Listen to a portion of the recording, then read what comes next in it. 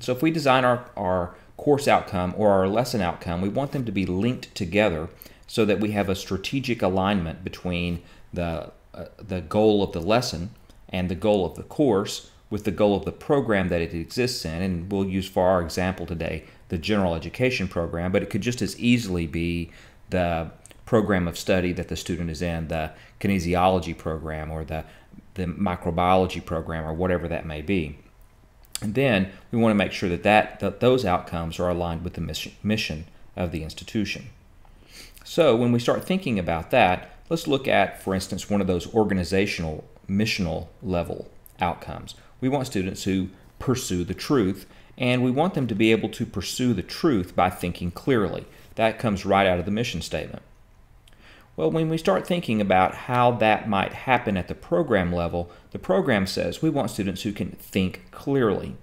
Well, thinking clearly or being able to think critically is played out when we begin to say we want students to think clearly, kind of the mission level thing, about these particular kinds of program level contexts, such as we want them to think clearly about the subtle and direct expressions of thought made by individuals and groups in the context of their culture. Now that could happen in lots of different kinds of classes, in lots of different kinds of contexts. And so this one is stated in sort of a general enough way to be inclusive of those different kinds of courses and different kinds of contexts. When we start thinking at the course level, we start thinking about what's the context in which the student is going to think, and that context in this particular case is the context of an Old Testament class or a New Testament class, essentially a Bible class. And what we say is we want students to think clearly in the context of authors and cultures who created and maintained the Bible through its history.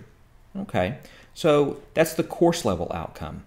This is what we want students to be able to think about, and then we take them into the practice of thinking, and that's at the assignment level. So they're going to practice thinking about the context of the authors and the cultures that maintained and created the Bible, and they're going to do that by evaluating the assumptions and presuppositions and arguments embedded in the Bible, the expressions of thought found there, and the assumptions, presuppositions, and arguments embedded in the cultures that tended the Bible, that kept it, that held on to it, that protected it, that organized it, that shaped its development through time.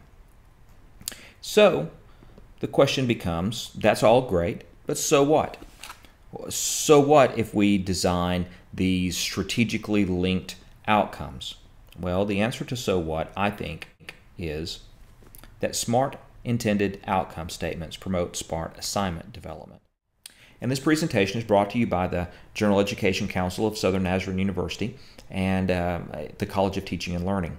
And I do just want to make special note that all the images used in this presentation were licensed with Creative Commons licenses, and that this presentation is licensed with Creative Commons Attribution, Non-Commercial, Share-alike licensing. Thanks is that SMART intended outcome statements promote SMART assignment development.